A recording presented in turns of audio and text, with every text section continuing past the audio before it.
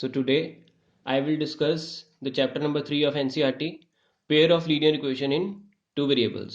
तो इसमें हम सबसे पहले टॉपिक रिवाइज करेंगे लीनियर इक्वेशंस इन टू वेरिएबल्स जो हमने 9th क्लास में स्टडी किया हुआ है. अभी हम पेयर ऑफ लीनियर इक्वेशन की बात नहीं करेंगे. So what is linear equation in two variables? An equation of the form ax plus by plus c is equal to 0 where a, b, c are real numbers, a not equal to 0, b not equal to 0 is called linear equation in two variables x and y. कुछ examples देख लेते हैं. 2x plus 3y equal to 4, root 2x plus 6y minus 9 equal to 0, 0.4x plus 0.3y equal to 2.6.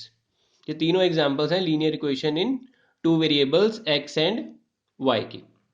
Next, note, very important note, a linear equation in two variables has infinite many solutions. ये आपने पहले पढ़ा हुआ है कि linear equation के infinite many solutions होते हैं.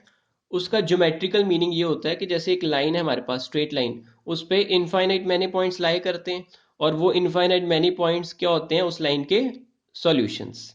अब एक लाइन कंसीडर करते हैं 2x plus 3y equal to 5. This is an equation of linear equation in two variables. तो इस पे इसके सॉल्यूशंस होंगे इनफाइनाइट. इनफाइनाइट सॉल्यूशंस इसके क्यों होंगे? क्योंकि इस पे इनफाइनाइट पॉइंट्स लाई कर रहे होंगे. तो मैंने कुछ 3 पॉइंट्स लिख दिए जो कि इस लाइन को सेटिस्फाई कर रहे हैं. एक पॉइंट हम सेटिस्फाई करवा के देख लेते हैं. तो फर्स्ट पॉइंट इज 1,1. तो x की जगह 1 रखेंगे, y की जगह 1 रखेंगे तो आंसर आ जाएगा 5 लेफ्ट साइड पे. तो 5 इज इक्वल टू 5. तो ये पॉइंट इस लाइन पे लाई कर गया. इसी तरीके से एक लाइन पर इनफाइनाइट मैनी पॉइंट्स लाई कर सकते हैं.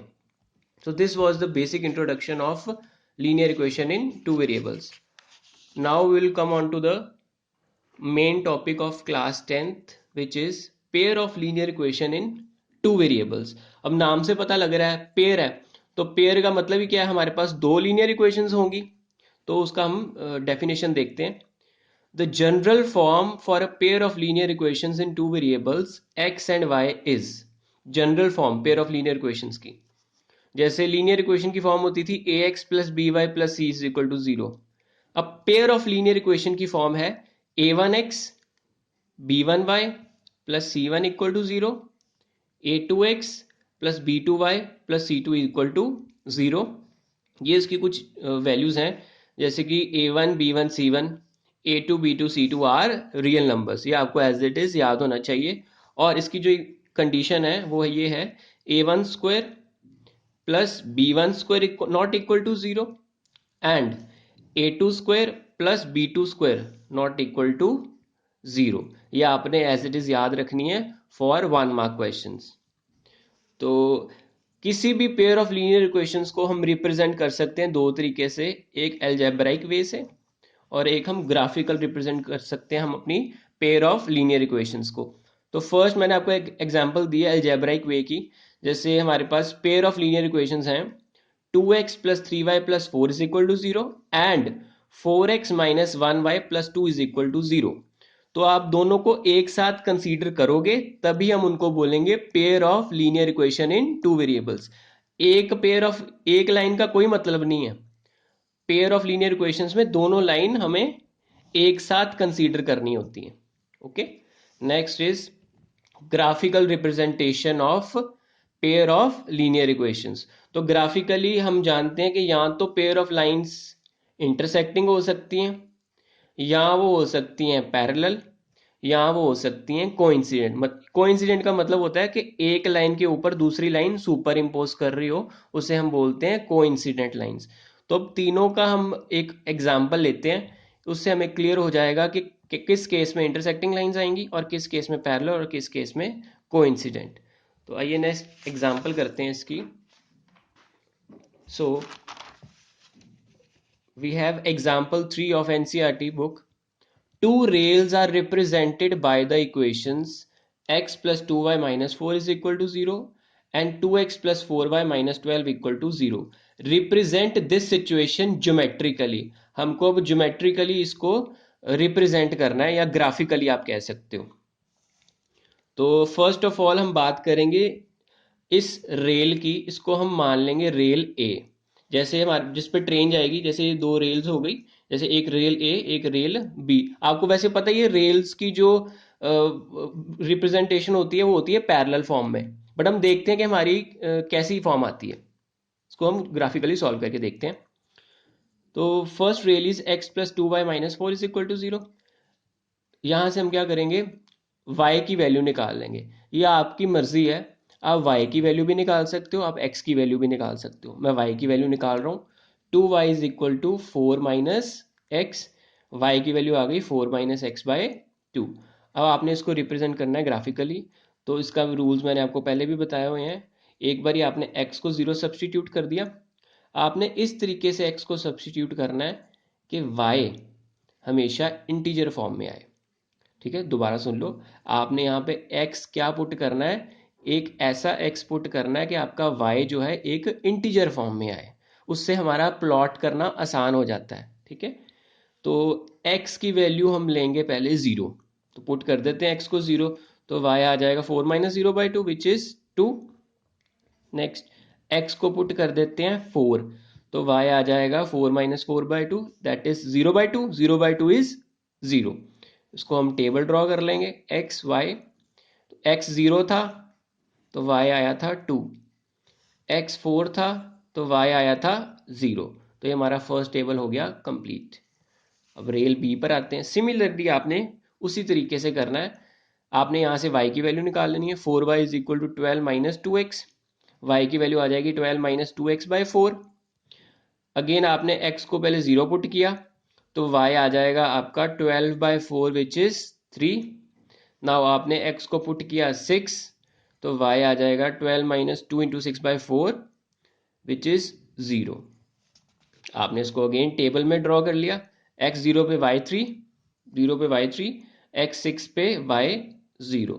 तो आपके दो टेबल बन चुके हैं। अब आपने इन दोनों को ग्राफिकली रिप्रेजेंट करना है विच इज़ वेरी इजी। तो हम उसको देखते हैं। तो आप ये देख सकते हो,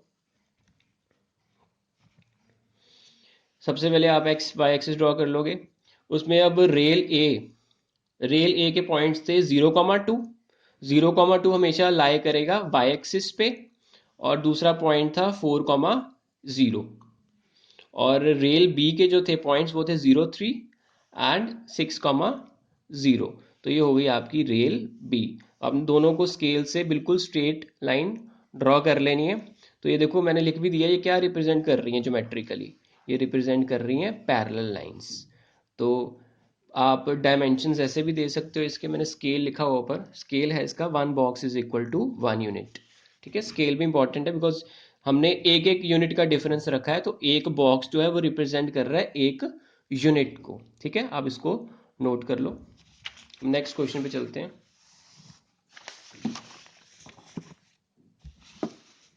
सो next is the coach of a cricket team buys 3 bats and 6 balls for rupees 3900.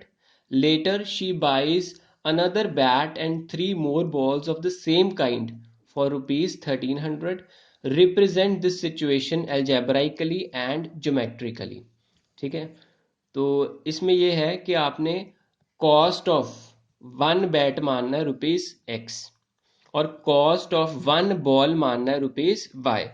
तो अकॉर्डिंग टू द क्वेश्चन, क्योंकि 3 बैट्स हमने बाय किए एंड 6 बॉल्स, तो एक बैट की अगर कॉस्ट एक्स आ रही है तो 3 बैट्स की कॉस्ट आएगी 3x, और 6 बॉल्स की कॉस्ट आएगी 6y, और उसको टोटल कितने रुपीज लगे हैं 3900। तो फर्स्ट इक्वेशन आ जाएगी 3x plus 6y equal to 3900। अब ध्यान से देखो, यहाँ से 3 कॉमन आ रहा है इन दोनों टर्म्स में से, 3 कॉमन आ गया, यहाँ से हमने 3 की कटिंग कर दी 3900 के साथ, तो हमारा आंसर आ गया x plus 2y is equal to 1300। ये हो गई हमारी first linear equation in 2 variables. Next क्या था, शी बाइज अनदर बैट, एक बैट उसने और लिया, एंड 3 मोर बॉल्स। सो एक बैट लिया मतलब 1x, और 3 मोर बॉल्स यानी कि 3y। So x plus 3y is equal to 1300। ये हो गई आपकी second linear equation in 2 variables.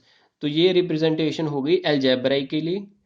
ये दोनों लाइंस क्या रिप्रेजेंट कर रही हैं, pair of linear equations in 2 variables algebraically. अब हम बात करते हैं ज्योमेट्रिकली। जैसे ही हमने अभी पिछले क्वेश्चन में किया है, बिल्कुल सेम तरीके से हम लोग करेंगे। आप देख सकते हो ये फर्स्ट इक्वेशन थी, यहां से मैंने अगेन y की वैल्यू निकाली। अगेन मैं x को क्या पुट कर रहा हूं, मैंने ऐसे x को पुट करना है कि जो मेरा y है वो इंटीजर फॉर्म में आए। तो x को अगर मैं 300 पुट करूंगा तो y मेरा आ जाएगा 500, 1300 माइनस 300 हो गया 1000, 1000 बाई 2 हो गया 500। सिमिलरली x को पुट कर दिया मैंने 500, y आ जाएगा मेरा 400। टेबल मैंने ड्रॉ कर लिया, x y, x 300 था तो y आ गया 500, x 500 था तो y आ गया 400। उसी तरीके से हम लोग अपनी दूसरी इक्वेशन को भी प्लॉट करेंगे। अगेन y की वैल्यू निकाल लेंगे हम, y की वैल्यू आ रही है 1300 माइनस एक्स बाई 3। अब मैंने x को 400 पुट किया है, रीजन बिकॉज 1300 माइनस 400 हो जाएगा 900 और 900 इज डिविजिबल बाय 3, तो आंसर मेरा आएगा इंटीजर फॉर्म में। x 400 पुट करने पर मेरा y आ रहा है 300। फिर मैंने x को पुट किया 100, y मेरा आ गया 400। उसको अगेन हमने टेबल की फॉर्म में लिख लिया।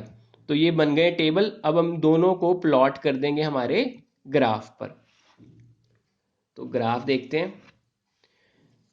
ये थी हमारे पास first line x plus 2y equal to 1300, और ये थी हमारे पास दूसरी line x plus 3y equal to 1300। आप इसको पॉइंट्स को प्लॉट कर देना। मैंने इसमें स्केल लिखा हुआ है, स्केल मैंने लिया 1 box is equal to 100 units. Scale आप अपने अकॉर्डिंग डिफाइन कर सकते हो।